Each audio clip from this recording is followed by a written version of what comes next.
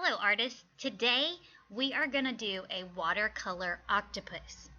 Let me show you what supplies you're going to need first.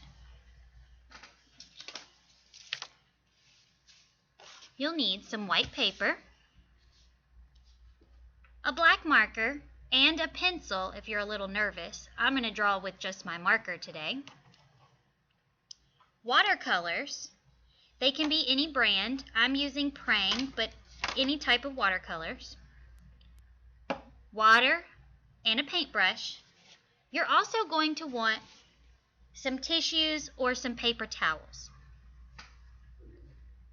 Now, our drawing today is going to focus on foreground, middle ground, and background, as well as on how to mix your watercolors when you're painting. Let's start by drawing our octopus.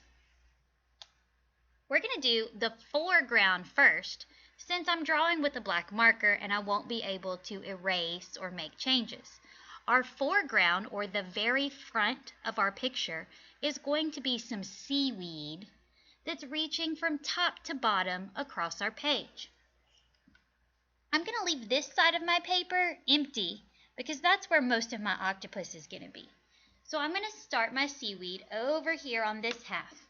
It's going to just curve down.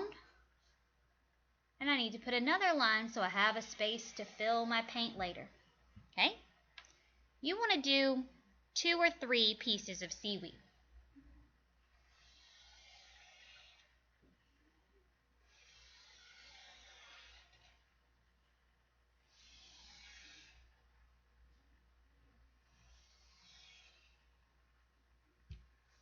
Now, I can start on my octopus. Our octopus is zoomed in up close, so we're not looking at the whole thing. We're just going to draw part of it. We're going to start with the head, and the head's going to be in this corner. You don't need to draw the whole head. All you need to start the head is a little curve on each side. Next, we're going to start our tentacles. This is where the drawing can start to get a little tricky. Take your time and go slow. If you ever need to pause or rewind, do that to help you. Don't stress out. It's supposed to be kind of hard. We're getting into the 4th and 5th week of school. It's time to step it up and really see what we can create. For your octopus, for his first tentacle, you're going to start right here where our head left off. And you want to come diagonal back off the edge of the paper. Think about the tentacles and how they would be wiggling in the water.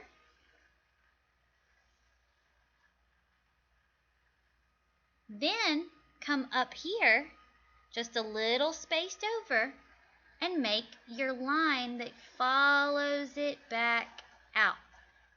We have 1 tentacle. Start right here.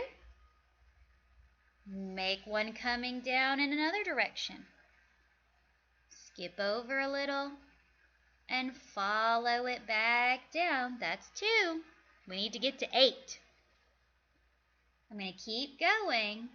When I get to my seaweed, I have to stop, hop over it, and continue on the other side. Come back. Follow that tentacle back down and off the page. That's 3.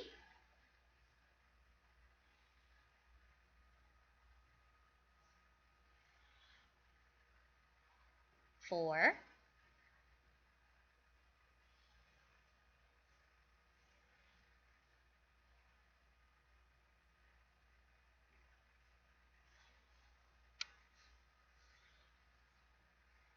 5 is going to end right here at the other part of the head. So I have 5 tentacles, but I need 8. Some of our octopus tentacles would be behind him. to make it look like you have the 3 more poking out from behind, you want to draw them in your gaps. So I'll add 1 down here. I think I have room for 1 right here. Being careful not to draw through my seaweed. And 1 kind of in this area, because this is a big gap over here.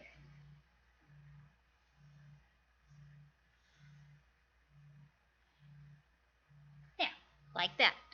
Now, the next thing we're going to do is give our octopus some eyes. We're going to keep the eyes simple and just do circles with a small circle inside. You can go ahead and color this smaller circle in with your marker, or you can leave it empty and fill it in with your paint. The choice is yours.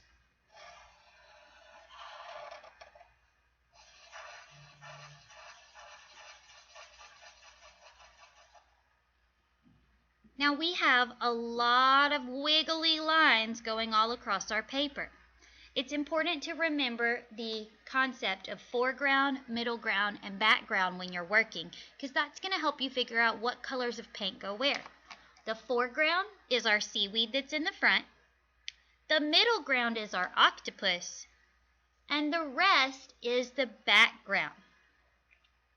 Go ahead and get your supplies to paint with. Your watercolor, your water, and your tissues. You might also want a piece of scrap paper and a pencil so that you can write down how much of each color you're using when you're mixing your colors. The background is just the water and extra seaweed that's in the distance. You can just paint your background blue, or you can add some other green stripes in there so that it looks like there's some seaweed hiding in the back. It's up to you, whatever works best. For this one, I'm just going to put some blue because I want to show you how you can mix your colors. I only have 8 colors here, but I want my water to be a blue-green instead of just plain blue. I'm going to start by putting some water on the lid to my paint. If you don't have a lid for your paint, you can also use a paper plate or a regular plate, anything that's easy to either throw away or wash. I put 5 drops of water because I want my color to be light. Water helps make the watercolors lighter. Then I'm going to get my blue and my green wet so that they're soft and ready to go.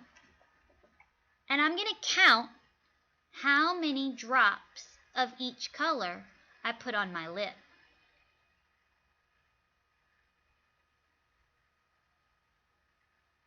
So I did 6 drops of blue. And I'm going to do less green because I want it to be a blue-green. I want blue to be my dominant color.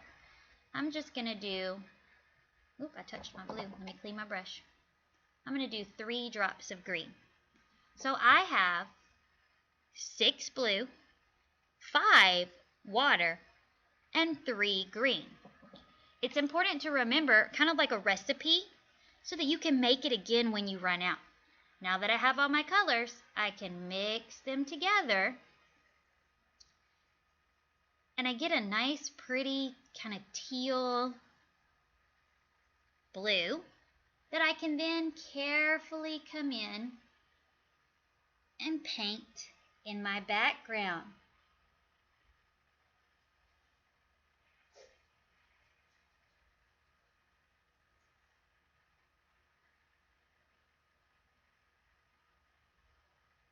Just like that. Now I would keep going until I painted my whole background, but you don't need to watch me do the whole thing. Let's talk about what you do after.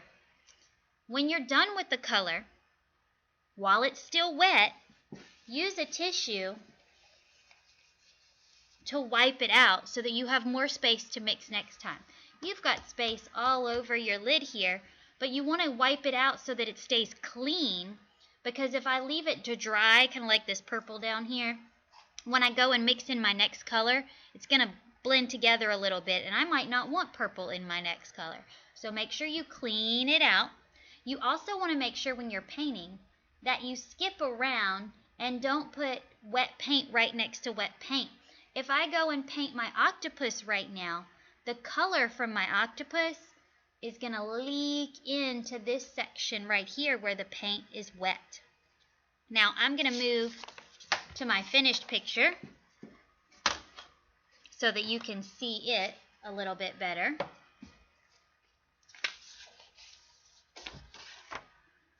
You can blend the colors as you're coming down.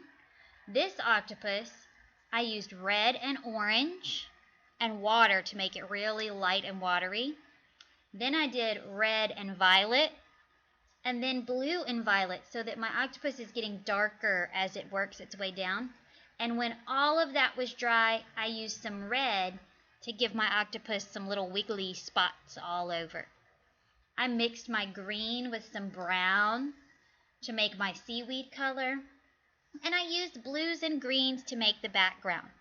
Take your time, enjoy the process, and when you're done, make sure you upload a picture to Canvas so I can give you your grade.